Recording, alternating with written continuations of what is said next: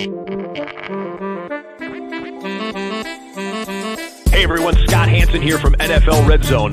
I hope you're checking out 1 hour of 5 Yard Rush, one of the best podcasts on NFL football in the UK.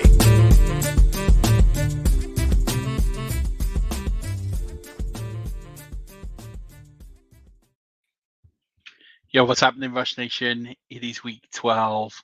I'm back. Had a week. I would like to say I was off relaxing. I wasn't. I've moved house. It's all gone.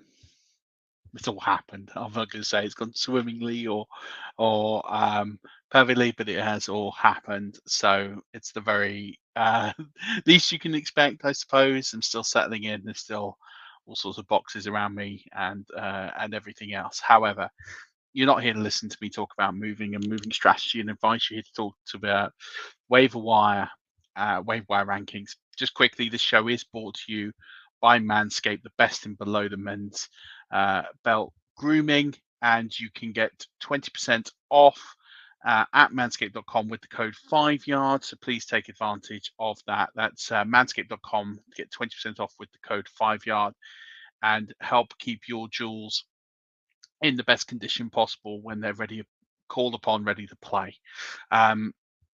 Let's talk about week 12. Obviously, week 11 almost in the books. We do have Monday Night Football still to go. There's only 3 weeks left of the regular fantasy football season. 4 playing some sort of bizarre, different format to most other places. And then obviously you've got sort of charity leagues, custom leagues that some are already in the playoffs, like Steve Rames Bowl, like JTT Cup, are all in sort of playoff mode already.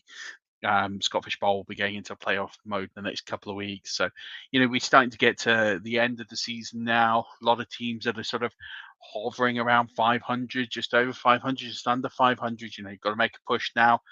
And the waiver wire is getting very thin. It's very, very thin out there. There isn't that many game changers left. You're going to have to really dig deep. I'm here to help with some of that. Most of these, I'd say, are streaming picks, or maybe there's a couple of stash picks in there. We'll get straight into it. We'll start the quarterback position as always, and we will start with the Steelers quarterback, Ben Roethlisberger. This is definitely a safety first pick. If you have Patrick Mahomes, Kyler Murray on bye this week, then you need to come up with potentially another option. Ben Roethlisberger is a pretty decent one. He's actually going to be playing against Cincinnati. It's a good matchup in the sense of it's going to be competitive, probably reasonably high scoring like it was on Sunday Night Football between the Steelers and the Chargers.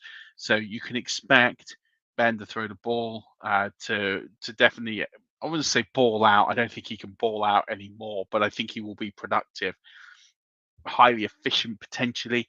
He's not going to get you a 30, 35 point week, but I don't think he's also going to give you a single digit or low digit week. I think with Ben, you're kind of looking at this sort of 15 to 22 range is where he can score. And to be honest, as long as it's more in the middle to the higher end of that, he's not going to cost you anything. And that's the key. He's not going to cost you a victory there. You have to win it with other positions.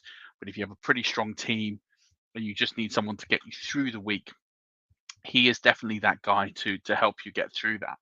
If you're looking for a more ceiling play, Taylor Heineke is it. Put up one of the performances of week 11 against the Panthers.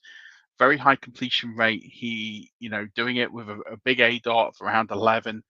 He's putting together these big time games now. The way he beat the Buccaneers, the way he beat the Broncos. There are these very, very big performances now that he's putting together. And he has that room to potentially put a slightly higher ceiling than someone like Ben Roethlisberger will give you. But we have seen the 6 point weeks, the 4 point weeks from Taylor Heineke. So it's something to be slightly aware of, but he does have the Seahawks. Seahawks, not a good defensive unit. Can expect Heineke to potentially exploit that if he can put it together. So I do like this matchup for Heineke. I think if you're looking for a more exciting play, maybe a more ceiling play, Taylor Heineke could be that for you. Moving on to running backs, it is so thin on the waiver wire for running backs because so many have gone down and now we're running back by committees.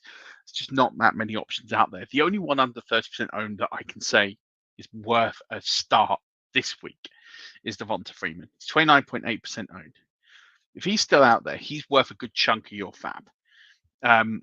He's probably worth at least 20% of your remaining fab because he's on the radar. He scored again this week, put up 20 PPR points. People are going to go after him because of the fact CEH, Darrell Williams, James Conner will be off this week. You need a bye week. He is definitely going to be a good bye week fella, but he's actually a good fella going forward. I'm not overly convinced he's necessarily a flex play every week, but he's in the flex conversation every week. And I think that's key. I think he is someone who's going to be in that top 30 RB range for the rest of the season.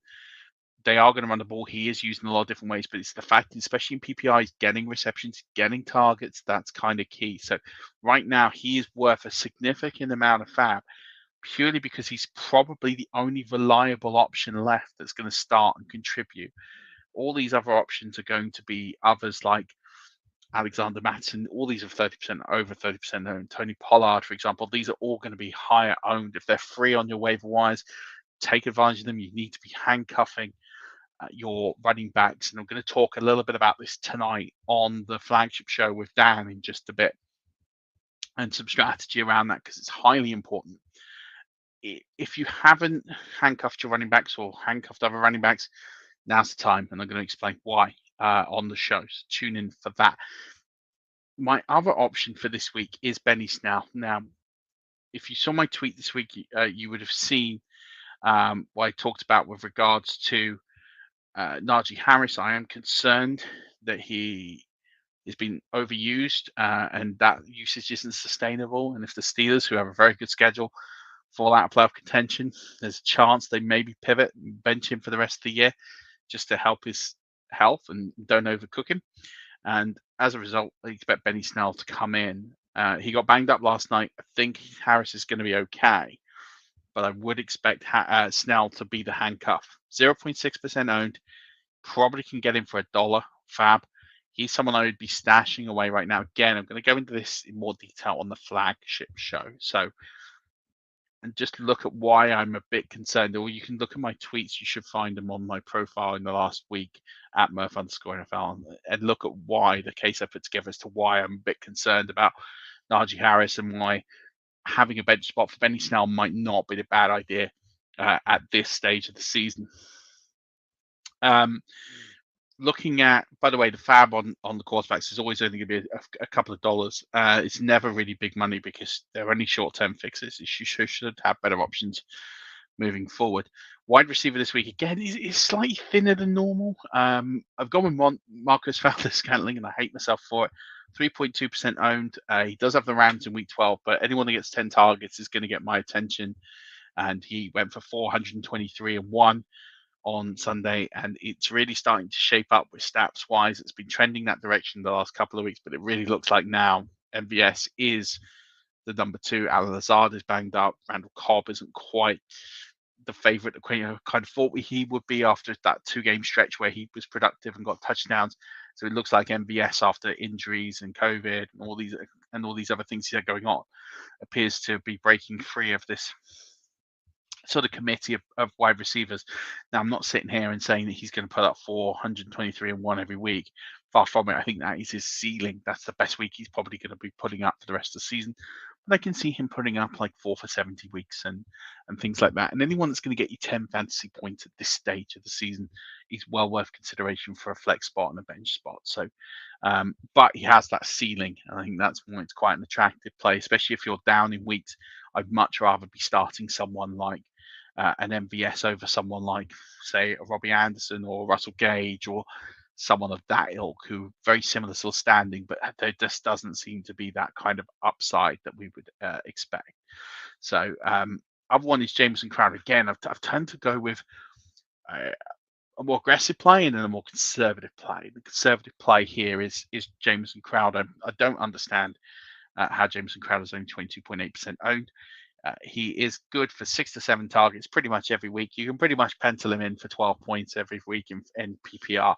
In standard formats, obviously, I'm a bit less concerned. Not less concerned. I'm less excited about him, but in the PPR format, because he gets those highly attainable, easy catches playing out of the slot, he is going to rack up 10 to 12 points every week as a given, and you can pretty much pencil them in.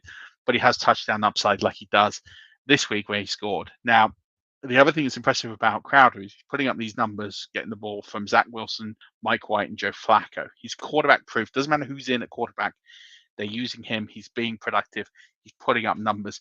Very safe flex numbers. And at this stage of the season, anyone who I can put on my bench and put in my flex lineup is well worth me having. And Jamison Crowder is that. He's not going to get you these 20, 25-point weeks, but his usage is sustainable, and it is something that will continue every single week.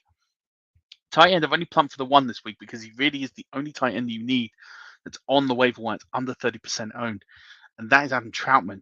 Adam Troutman is only 6.1% owned. He's worth a good few fab here because Trevor Simeon is heavily using him. Now, James Winston didn't really use him. So Trevor Simeon has really relied on him. He got 8 targets this week. He's got in the end zone, but he's good for sort of 6 targets a week with Simeon throwing him the ball. He catches those. He goes 6 for 60, 6 for 50 with a touchdown. He's going to put up top 12, top 15 numbers the rest of the way. So he's definitely someone that should be on those radars, worth a few fab. If you ask me about wide receiver fab, I never again spend more than 5% on my remaining fab on wide receivers unless there's a real sort of standout play, and there just isn't this week. So you should get those guys pretty quickly. But Adam Troutman, especially if you've got Travis Kelce or Zach Ertz, is well worth you accumulating him for this week and then having him maybe as a stash play moving forward, because he could put up relevant flex numbers every week. And given what's at the positions, it might be a worthwhile little snag just to keep him there. You never know. Kicker this week, I've gone with Evan Mcpherson. Put up 21 points this week. He's 7.2% owned. He does have Pittsburgh in week 12. He's got a really good leg. You know, hit 3 field goals over 50. I've talked about this before, the way he came back from that Green Bay game with that adversity in that game, and he really propelled and became better since then. And he has been a very consistent kicker since then. Really important that he's kind of grown up and had to in that situation. But I think the best thing about Evan Mcpherson, other than that, is just the fact that he has got this long leg, and the Steelers' defense is good. Like, they will restrict the Bengals to field goals and field goal opportunities, and I think that they have to keep the scoreboard going. They will rely on Evan Mcpherson. If they get one before the half from like 58, McPherson's the sort of guy that can take them. It will be a shootout. The game script should be positive. It should mean usage there. So I really like McPherson this week. If he's not there, Mike Badgley, I keep talking about him every week, just doesn't miss. Automatic since he's been at the Colts. And again, similar sort of owner percentage.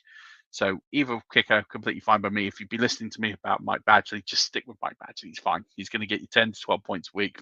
Happy days. DST this week. I hope you listened to me last week. I said pick up the Steelers. The Eagles. Let's pick up the Eagles last week. They had a great game against New Orleans Saints. Put up 12 points. It's all I want from my DST. If they can put up 12 points, I'm really happy. This week, slightly different matchup in the fact that they have the Giants. But again, I just think with Danny Dimes, with that pressure with up front that they can get, I do think that they can get turnovers. I do think they can get to Daniel Dimes. They can get these sacks. They can force the ball out of his hands. They can get him in a game script to throw the ball. The Eagles are starting to turn it on here, not just defensively, but offensively a little bit as well. And they're on a bit of a roll. And I'm quite happy to double down this week and go with the Eagles. I think they're well worth backing as a DST. So you picked them up last week. You can play them again this week. If you didn't, then grab them this week. They're still very low owned. I think 12.6% owned. So you can definitely cash in on those as well. So I wouldn't say it's the most stellar waiver wire week I've ever seen, or the one I've ever done that gets me most excited. But there are a few players there that are well worth owning. But I'm looking now at handcuffs. They're what you need to be doing. There isn't anyone here I would be spending big money on. Devonta Freeman might be the exception to that because he is literally the only running back left. Obviously, if you have Ty Johnson available, he's well worth a waiver wire ad, especially with Michael Carter essentially being injured. He's sort of on the fringes of that 30% owned. So he's someone I didn't put in because of the fact he's just around that sort of ownership number. But he again is probably well worth a significant sort of 10% of fab, and making sure you got him on your roster because he is going to be relevant even with Carter being there, but not as relevant obviously. But yeah, look at those handcuffs. Look at Mattison. Look at Pollard. look at those running backs who get those heavy usage. People will be dropping Chuba Hubbard right now. With Christian McCaffrey, you just never know. Pick up these players; they become instantly relevant.